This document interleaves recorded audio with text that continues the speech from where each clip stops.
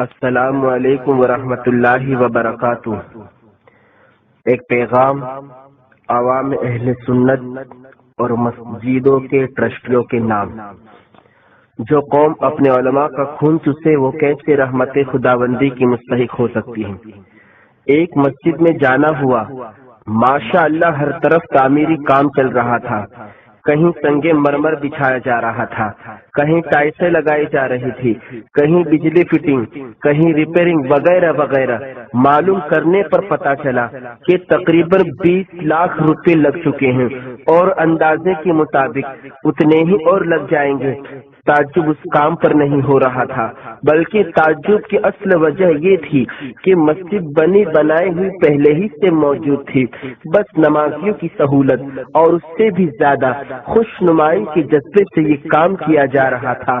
اگلے ہی لمحہ امام مسجد سے ملاقات ہوئی، میں نے ان سے ان کی تنخواہ معلوم کی، اس امید پر کہ ایسی جگہ 20,000 سے کم تنخواہ کیا ہوگی جس مسجد میں 50 لاکھ روپے خوش نمائی کے لیے لگایا جا سکتا ہو، تو وہاں اتنی تنخواہ کوئی مشکل نہیں۔ لیکن میری حیرت کی انتہا نہ رہی اس وقت جب امام صاحب نے جواب میں 5,000 تنخواہ بتلائی، اور ستم بالائی ستم، وہ بھی وقت پر نہیں ملتی۔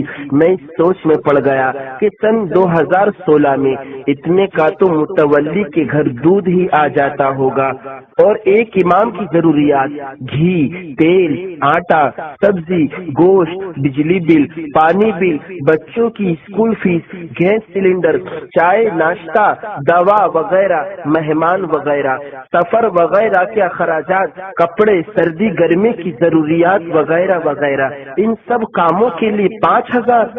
انا للہ و انا الیہ راجعون۔ انتہائی افسوس کے ساتھ سارے جذبات کو دل میں محسوس کر واپس ہوا۔ پھر اپنے ایک اہم مشفق باخدا عالم دین مفتی صاحب کے سامنے اس کا تذکرہ کیا۔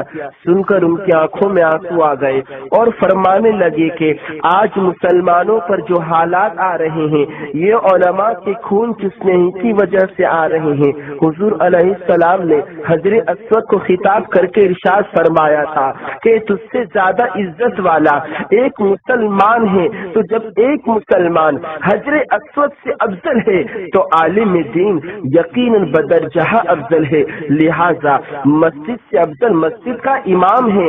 اب اگر ممبران مسجد کمیٹی اور متولی حضرات ائمہ مساجد کو کم تر اور مسجدوں کو ان سے افضل سمجھ رہے ہیں تو ان کو جاہل، اجہل، ناہنجار، نابکار، بے وقوف، بے دین، متکبر، نالائق کہہ دیا جائے تو کوئی غلط بات نہیں۔ یہدیہم اللہ ویصلح بالہم۔ میرا بارہا کا تجربہ ہے کہ جب بھی مسجد کمیٹی کے پاس کچھ بیلنس بڑھ جاتا ہے تو ان کی سوچ و فکر بس یہی ہوتی ہے کہ کس طرح اس پیسے کو پیشاب خانہ، بیت الخلا، اینٹ گارا، مٹی میں کس طرح لگا دیا جائے، چاہے ان کو کوئی چیز بنی بنائی توڑ کر ہی کیوں نہ بنانی پڑے، مگر ان کے ذہن میں یہ نہیں آتا کہ امام یا مؤذن یا مدرس کی تنخواہوں میں اضافہ کر دیا جائے، یا ان کی کسی ضرورت پر خرچ کر دیا جائے، یا مکتب میں اساتذہ کا اضافہ کر دیا جائے۔ حرف غلط کی طرح بھی دماغ میں ایسی باتیں نہیں آتی۔ ہندوستان کی مساجد کے ہزاروں ائمہ کرائے کے مکانوں میں یا مسجد کے ایک حجرے میں رہ کر زندگی گزار کر دنیا سے رخصت ہو گئے، مگر ان فرعون صفت ممبران مساجد کو ذرا بھی رحم نہیں آیا، اور خوف خدا سے عاری ہو کر امت کے لاکھوں کروڑوں روپیے غیر ضروری تعمیر میں لگا دیے۔ ایسے بدقماش ممبران مساجد کو دھیان رکھنا چاہیے کہ حساب و کتاب کا دن اور اعمال تولنے والی ترازو ان کے لیے بھی ہے۔ السلام علیکم۔